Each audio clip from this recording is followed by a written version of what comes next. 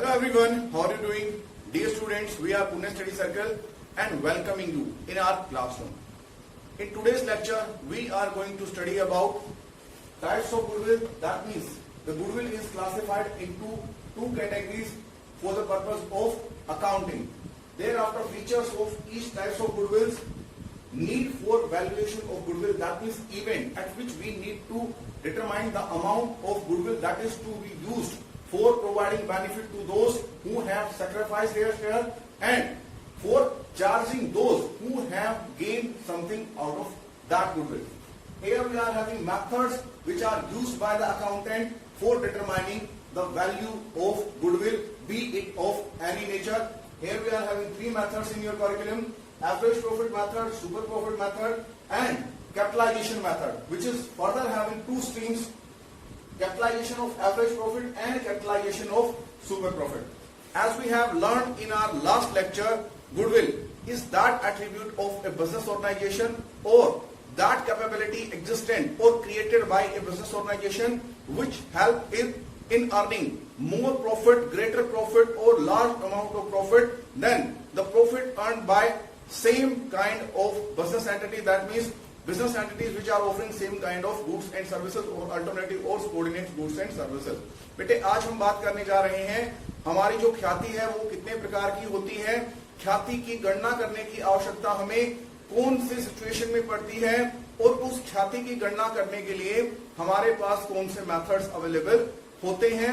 Last lecture में हमने study किया है कि जो ख्याति होती है किसी व्यवसायिक संस्था का वह गुण है, व्यवसायिक संस्था की वह क्षमता है जिसके आधार पर वो अपने ही जैसे व्यवसाय में लगी दूसरी इकाइयों से अधिक लाभ अर्जित कर पाती है और इसी क्षमता के लिए उन साझेदारों को हमेशा भुगतान करना पड़ता है जिन साझेदारों ने कुछ ना कुछ गेन किया है as a result of change in their profit and low sharing ratio, be that change is the result of any kind of event happened in the organization. और उन साझेदारों को हमें लाभ उपलब्ध करवाना पड़ता है, प्रोवाइड करना पड़ता है जिन साझेदारों ने अपने हिस्से का त्याग किया है किन्हीं दूसरे साझेदारों के लिए।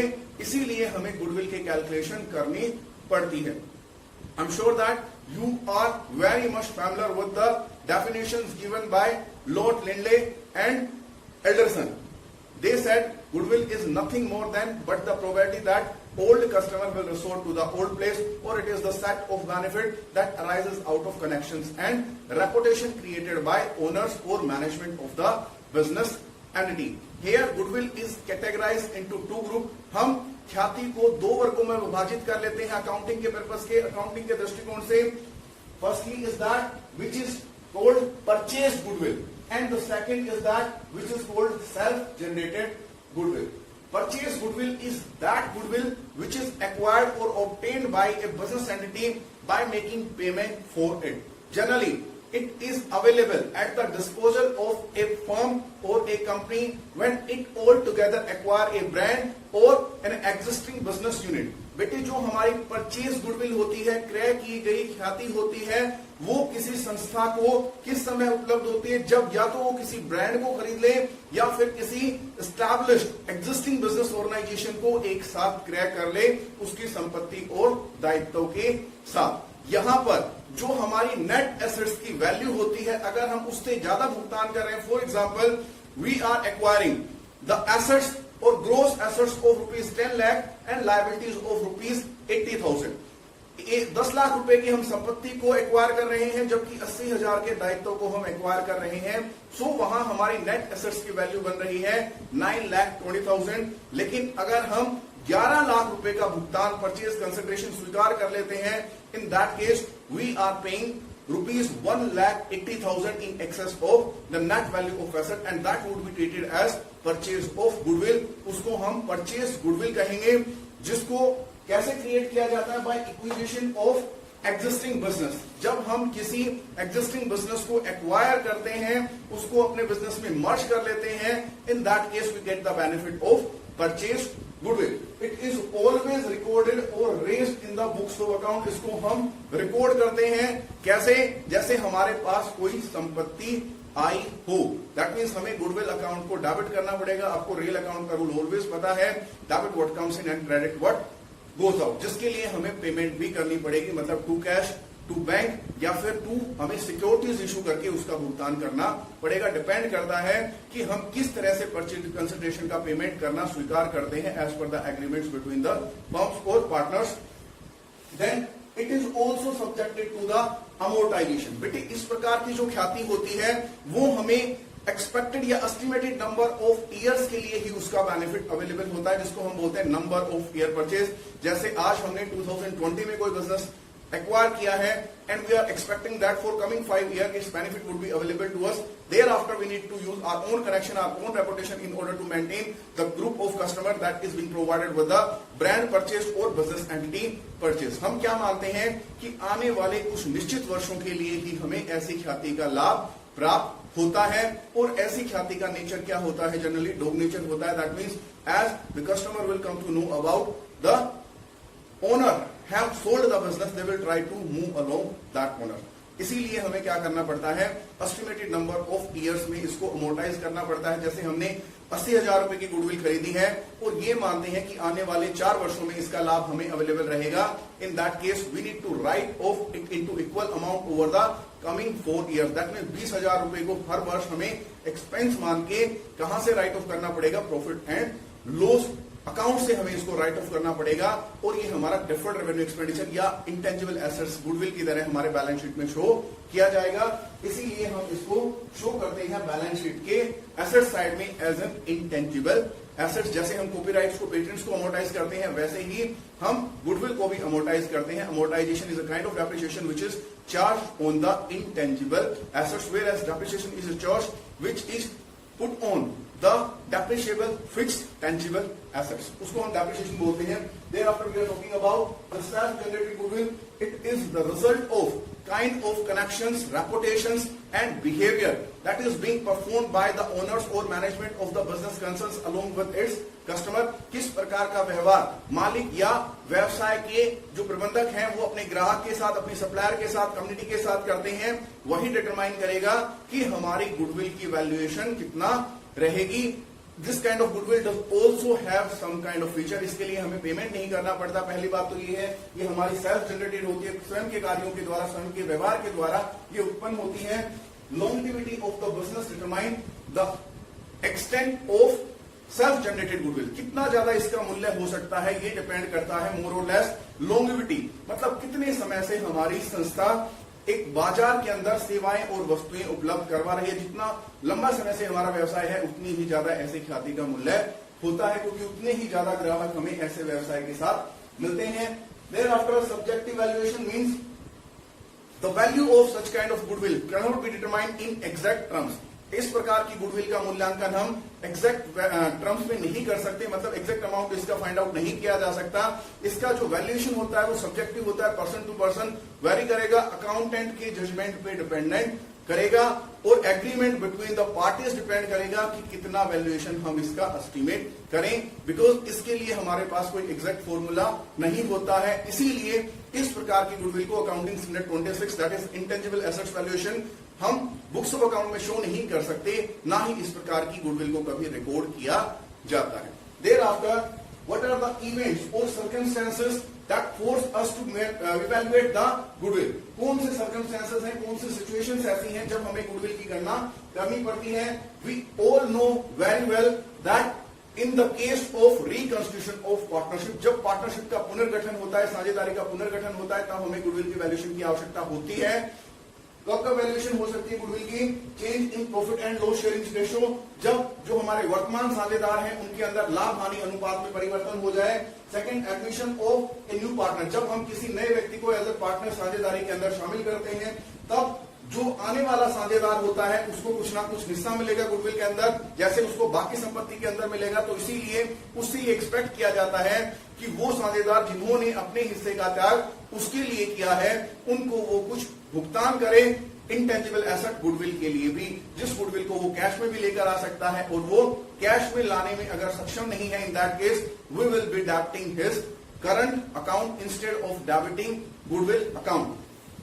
Eight the case of retirement and death of a partner, जब कोई साझेदार सेवानिवृत्ति प्राप्त करता है या किसी साझेदार की आकस्मिक मृत्यु हो जाती है, उस समय उसका हिस्सा बचे हुए साझेदारों को मिल जाता है। तो ऐसे साझेदार को या उसके लीगल रिप्रेजेंटेटिव को अधिकार है कि वो ख्याति में अपने द्वारा किए गए त्याग के लिए कुछ भुगतान प्राप्त करे उन साझेदारों से जिन साझेदारों को उसके द्वारा त्याग किया गया हिस्सा प्राप्त हुआ है। सो उस समय भी हमें गुडविल वैल्यूएशन की आवश्यकता होती है। सेल्स ऑफ बिजनेस, जब हम अपनी व्यावसायिक इकाई का ऑल टुगेदर विक्रय करते हैं किसी दूसरी संस्था को, तो उस समय भी हमें वैल्यूएशन की आवश्यकता रहेगी। And when we are going to amalgamate our firm with another partnership firm, हम दो साझेदारी संस्थाओं को मिलाकर एक नई साझेदारी संस्था या दो से अधिक साझेदारी संस्थाओं को मिलाकर एक नई साझेदारी संस्था की स्थापना करने जा रहे हैं। उस समय कौन सी संस्था के साझेदारों ने कितना त्याग किया, कितना उनको प्राप्ति हुई, कितना गेन हुआ, इसी के अकॉर्डिंग उनके अकाउंट को सेटल किया जाता है। तब भी हमें गुडविल वैल्यूएशन की आवश्यकता रहती है। Here we are having three methods which are prominently used in their different versions for valuation of goodwill। बेटे हमारे पास यहाँ गुडविल की गणना करने के लिए, कैलकुलेशन करने के लिए 3 मेथड्स अवेलेबल हैं। इनके अल्टरनेटिव वर्जन्स आप हायर स्टैंडर्ड्स में स्टडी करेंगे, दैट कैसे हम इनको मॉडिफाई करके गुडविल की मोर एक्यूरेट कैलकुलेशन कर सकते हैं। But at the level of 12th standard they are taught in their primitive manner. जो इनकी ट्रेडिशनल मैनर है उसी में आपको टीच किया जाएगा। Average profit method, here the formula will be normal average profit into number of year purchase। ये number of year purchase क्या है? That means how long for we are expecting the benefit of goodwill purchase। जिस goodwill के लिए हम भुगतान कर रहे हैं उस गुडविल का लाभ हमें आने वाले कितने समय तक मिलेगा, that is number of year purchase. यहां आपको जो सामान्य औसत लाभ है उसको मल्टीप्लाई करेगा, नंबर ऑफ ईयर परचेज से गुडविल आ जाएगी हमारी। सुपर प्रॉफिट मेथड में super profit into number of year purchase. Super profit क्या होता है, हम यहां एवरेज प्रॉफिट को ही क्यों लेते हैं, that will be studied by us subsequently in the same lecture with an accounting problem that will help you in understanding the calculation process and adjustment of average profit, making it them into normal one। Then we are having capitalization method. It is having two streams, as I have already told you. We can capitalize average profit as well as super profit. If you want to capitalize average profit, in that case you will come out with the capitalized average profit। You need to subtract capitalized average profit from the actual average profit. जो हमारा वास्तविक औसत लाभ है over the number of years, उसमें से हमें capitalise average profit को सब्सट्रैक्ट करना पड़ेगा और जो हमारी एक्सेस आएगी वही हमारी गुडविल कहलाएगी। In case of super profit we need to simply capitalise super profit in order to find out the amount of goodwill. I am sure that so far what I have taught you, you must have learn it in the right manner and right sense.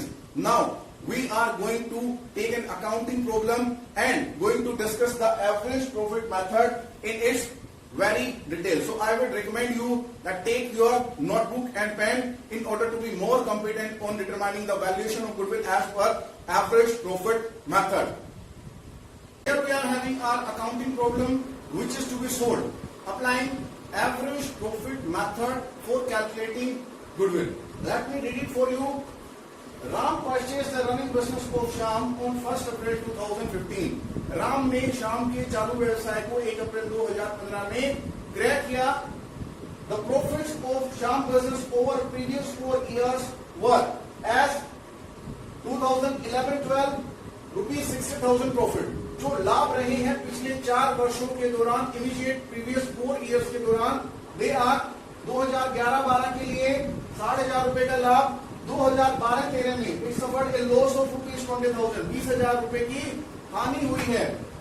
For 2013-14 the firm earn the profit of 90,000, 90,000 रुपए का लाभ हुआ वित्त वर्ष 13-14 के दौरान। And in the most immediate year 2014-15 it earn A profit of 1,20,000, 1,20,000 रुपए का लाभ अर्जित किया गया श्याम के व्यवसाय के द्वारा। इन्हीं दिए गए लाभों के आधार पर हमें संस्था की ख्याति की गणना करनी है, provided considering the additional information. जो एडिशनल इंफॉर्मेशन होती है वो एवरेज प्रॉफिट मेथड के अंदर हमारे जो अबनॉर्मल प्रॉफिट्स, अबनॉर्मल गेन्स या फिर इन्वेस्टमेंट इनकम्स होते हैं उससे रिलेटेड हो सकते हैं। Dear student, very first we have to consider these average profit and losses into normal average profits।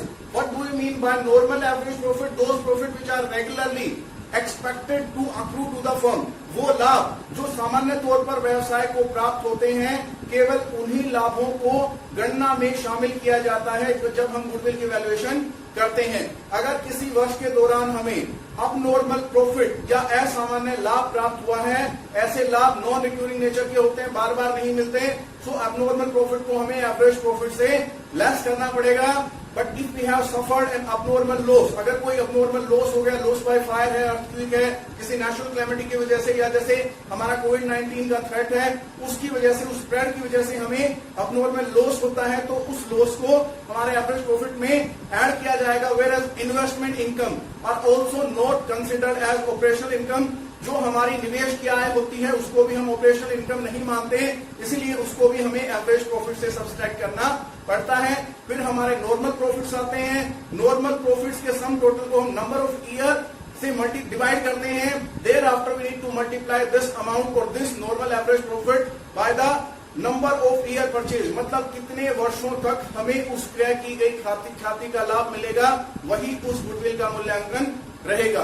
सो यहाँ हमें एडिशनल इंफॉर्मेशन दी गई है। Firm profit for 2011-12 include ₹20,000 abnormal profit. वर्ष 2011-12 के दौरान जो 60,000 रुपए का लाभ है, इसके अंदर एक असामान्य लाभ सम्मिलित है। वो असामान्य लाभ किसी केस को विन करने की वजह से हमारा प्रॉफिट हो सकता है, या कोई लॉटरी की इनकम, गैम्बलिंग की इनकम हो सकती है, या फिर हमारी इन्वेस्टमेंट इनकम है, उसको हम सब्सट्रैक्ट करेंगे। अबनॉर्मल प्रॉफिट को सब्सट्रैक्ट किया जाता है हमारे नॉर्मल प्रॉफिट से। अगर वहां लॉस है तो हमारा अबनॉर्मल प्रॉफिट उस लॉस को कम कर देता है और इवन समटाइम्स प्रॉफिट में कन्वर्ट कर देता है।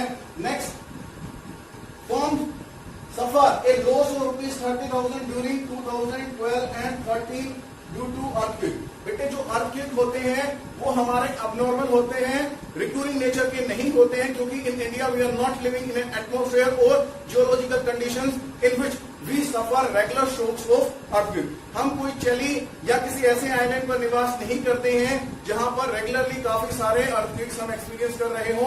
सो वो रेगुलर फिनोमिनन नहीं है, हमारे यहाँ काफी ज्यादा नॉन रेगुलर फिनोमिनन है। सो 30,000 रुपए का हानि हुई है हमें 2012-13 के दौरान, जबकि 2012-13 में एवरेज प्रॉफिट हमें 20,000 रुपीज शो कर रहा है। तो अगर हम इस लॉस में से इस हानि को ऐड करें, this is -20,000, this is plus 30,000, then we will come out with the 10,000 of profit। हमें पता चलेगा कि एक्चुअल में हमें लॉस नहीं हुआ है, हमें 10,000 रुपए का लाभ हुआ था। क्यों हम लॉस में आ गए? क्योंकि 30,000 रुपए का हमें अबनॉर्मल लॉस हो गया, इस वजह से हमारा बिजनेस अभी 20,000 रुपए का लॉस शो कर रहा है। सो हमें नॉर्मल प्रॉफिट को कंसिडर करना है। इस दशा में नॉर्मल प्रॉफिट हमारा रहेगा 10,000 इंस्टेड ऑफ 20,000 लॉस। और यहाँ पर जो हमारा 20,000 रुपए का प्रॉफिट शामिल है उसे हमें लेस करना पड़ेगा 60,000 में से। Then we will be left with the profit of ₹40,000, 40,000 रुपए का लाभ बचेगा। Next adjustment, during 2014-15 there was a loss due to fire of ₹40,000। भाई लॉस बाय फायर, जो हमारा आग लगने की वजह से नुकसान होता है, वो भी अबनॉर्मल लॉस होता है। 2013-14 से संबंधित हमें कोई भी एडजस्टमेंट नहीं दिया गया है, इसीलिए हम इस प्रॉफिट को एज इट इज कंसिडर करेंगे 90,000। उसके बाद 2014-15 के लिए हमें एडजस्टमेंट दी गई है कि यहाँ हमें एक लॉस हुआ है और अबनॉर्मल लॉस हमारा जुड़ जाता है। अबनॉर्मल हमने इसको क्यों बोला? Because that is loss due to fire. तो 40,000 यहाँ हमारा ऐड हो जाएगा, एक्चुअल प्रॉफिट आएगा 160। अब पहले हमें यहाँ पे नॉर्मल एवरेज प्रॉफिट कैलकुलेट करना है। कैसे करेंगे?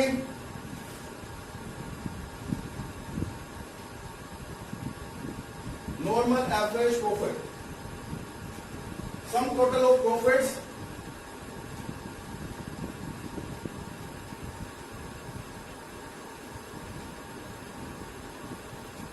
divided by number of years।